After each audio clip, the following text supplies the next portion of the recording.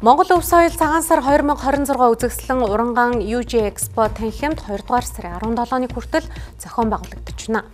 Иргэд цагаан сарын худалдан авалтаа нэг доороос хийхээс гадна үндэсний өв соёлоор бахархах орчин нөхцөлийг бүрдүүлжээ.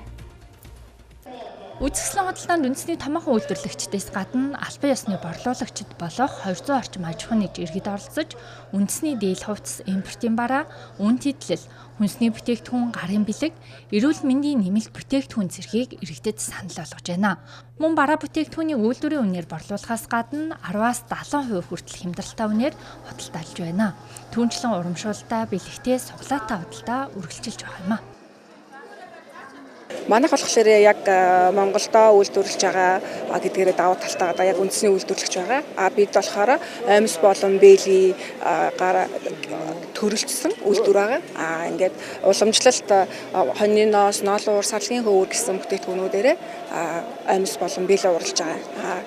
Бид болохоор энэ үзэсгэлэн дээр болохоор 10 дээр нэмэх нэг урамшуулалтаагаар бүтээгдэхүүнээ хэрэглэгчтэй хүргэж байгаа. Мөн бүтээгдэхүүн болгондоо бэлгийн хайрцаг савлгаа бодлыг нь үн төлбөргөө дагалдуулж өгч байгаа.